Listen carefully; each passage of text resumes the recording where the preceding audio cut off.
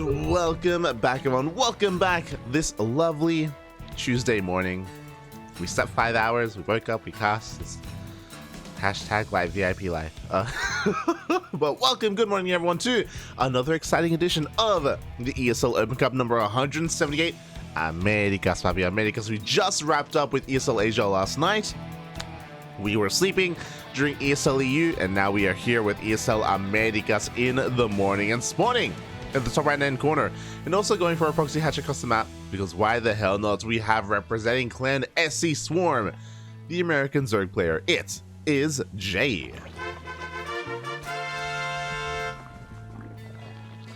And spawning in the bottom left hand corner, we have his opponent. We have the green Terran representing himself. It is SoxyBugWing. All right. I was actually just quickly grabbing a snack. By that I mean eating a couple of crackers in preparation for this lovely, beautiful broadcast we have for you today. Exclamation mark B. Oh my god, as we are going for a proxy hatch into a roach rush.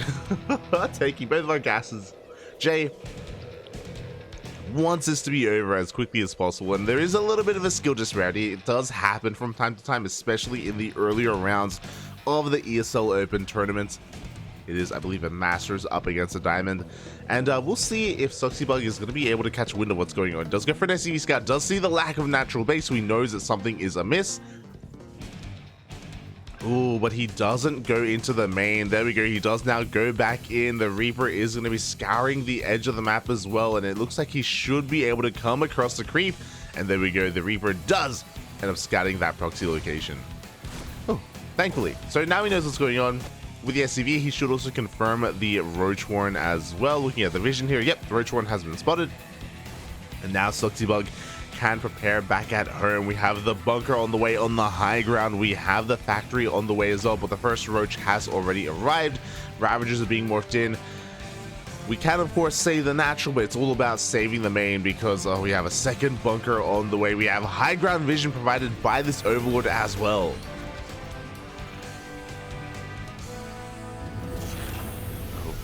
Boys are gonna have to be pulled to repair. This bunker is not gonna be finishing up either. The depot will be focused down, and it may be over before it began. We do thankfully have a full bunker here as well, and the repair. The boys have been pulled to repair, but another repair, Bobby. Oh, ooh. It looks like the repairs are gonna barely be good enough. They're barely gonna keep it alive, and it looks like the target firing is good as well. The Ravagers are being focused down. Oh god, no! We came back a little bit too soon, and it looks like this bunker will eventually fall, but again, was able to take down quite a number of these Ravagers.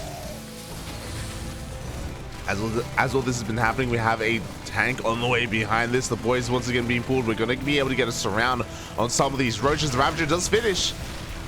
Huh. Ooh, and it will connect with one of those Marines. But all in all, I'm honestly really impressed here with the defense. As long as they're able to pull back our SCVs in time, as we should be able to resume mining. There we go. We do pull back. The tank will come out, and we should be able to siege up. Oh, we should be able to siege up in time. Again, I would love for us to go back to mining. As 14 SCVs have already fallen, but you know what? Jay doesn't have too many drones to work with either. We are continuing SCV production 2 at a time. We're muling hard as well. I appreciate how like conservative this tank is. This tank location is, just because if it is too close, it will just get bowed down. We do have to commit a little bit harder if we do want to dedicate to killing that tank. Marines are going to be threatening that Overlord as well. The tank shots do go off. The tank will go down to the biles, but it did cost Jay a lot of those Roaches. Oh, but we have nothing else in production. Every single Marine is going to be going down. Unfortunately, the macro did lapse here for SoxyBug. GG gets called, and Jay takes game number 1. But a shout out to our Terran player here, because they didn't go down without a fight. They did make Jay work for it, and for the most part, like, he had the right moves. For the most part, he was going for the bunkers on the high ground. He was going for the tank behind it as well. He didn't forget about making the tank, which can often be the case, especially at a lower level. And he even had the boys being pulled to repair. So yeah, I really do appreciate how he did handle that overall. Did end up falling in the end, of course, but GG, well played. Jay takes the first game. Now we're getting ready for the second. Also, good morning everyone. Good morning everyone in the chat. ARJ Skater, of course, going to be the first here to rock on in. Hello, quack.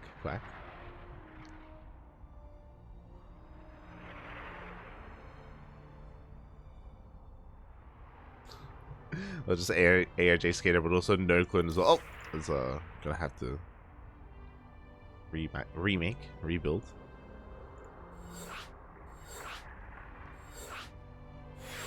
Beautiful.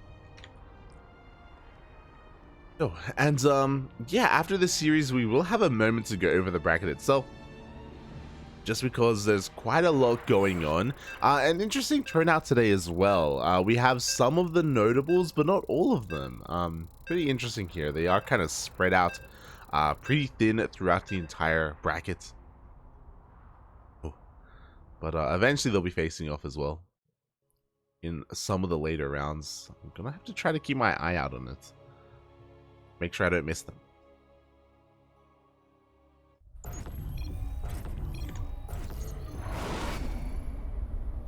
But here we go. Spawning in the bottom left-hand corner of Royal Blood, we have the American Zerg representing Clan SC Swarm. The big Zerg, it is Jay. And spawning in the top right-hand corner of Royal Blood, we have as opponent we have from the land of the UK, the green Terran player. It is SoxyBugWing.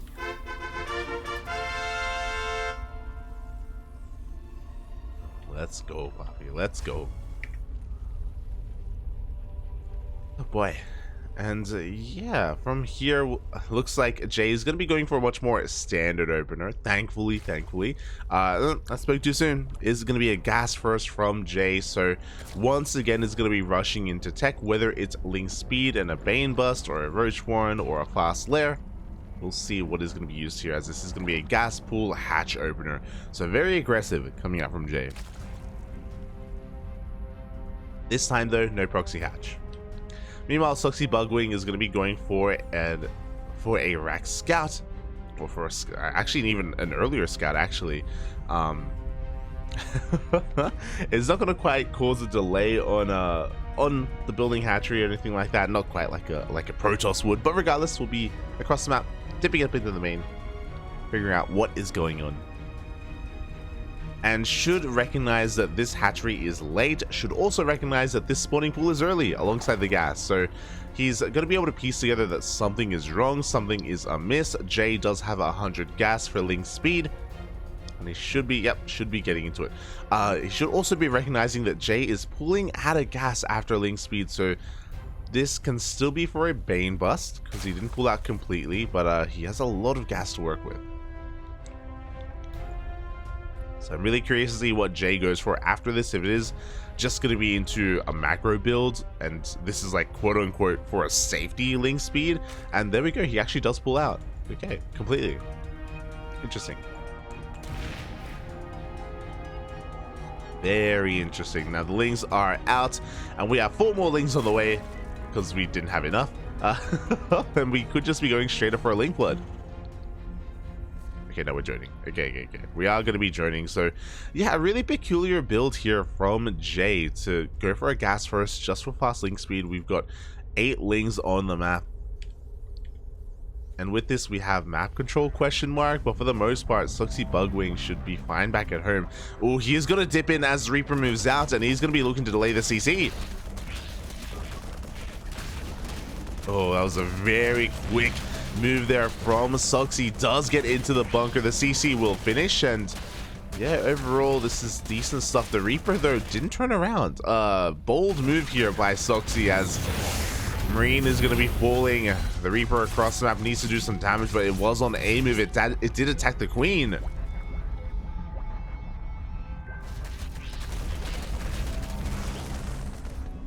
But at least did confirm the droning and sees the third base, so he should know that, yeah, he can take his natural. Yeah, he knows, man. He knows. It's all good. It's all good. From here, we're going to be going into a 1-1-1. No third CC. Interesting choice. So we're going to be going for a more aggressive follow-up here from SoxyBugWing.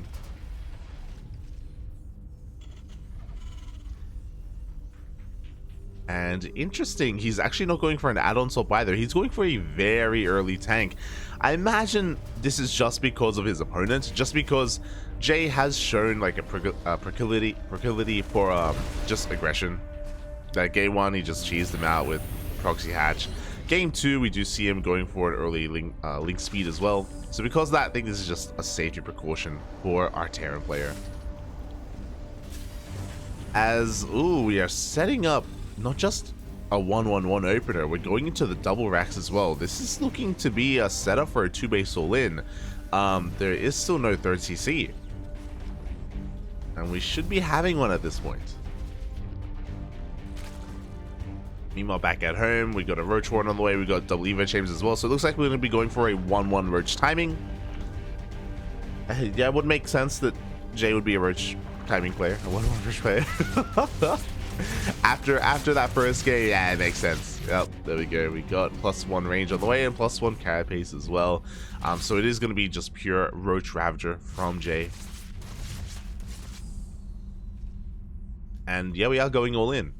The Overlord dips in and will catch wind of the production. The Overlord should also recognize the lack of CC, the additional Raxes as well. The Overlord will be hunted down just before it sees the 4th and the 5th Rax. Yeah, this is just 2-base all in. We have no longevity remaining here in this, or no kind of, we're not going into any engineering bays, there's no third base, there's no further anything else here from Soxy. And it's going to be on Jay to prepare back at home. Now, I wonder how this will fare against a 1-1 Roach, because Jay should be cutting workers soon TM. We should be joining up at least a little bit more, up to the 60 worker count. We don't have a 4th, but there we go, the 4th is now on the way. There we go, 7 drones in production. From this point, Jay should cut workers and just be making nothing but roaches. But if Jay is overly greedy, then he will be punished for it. He could straight up die to this build from Soxy. We are building up towards this massive push.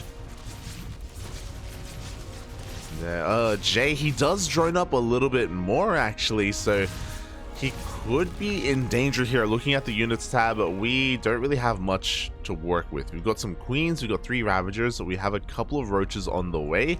Hopefully Jay doesn't drone up. If he does drone up from here, then that could be it.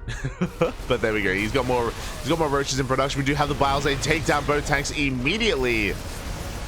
And already it feels like this push is falling before it really began. We got one more tank, but it will get biled down once again. Marines doing what they can, but GG gets called, and Jay will take the series 2-0.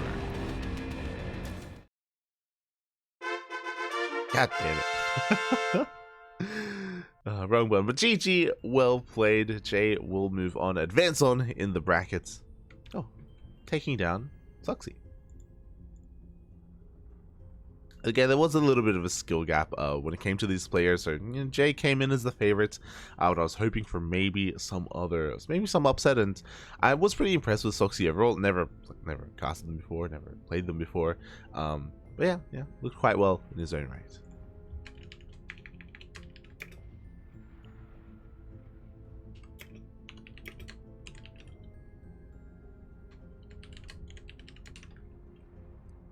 Let me just double check the bracket and make sure we are aware of what is going on.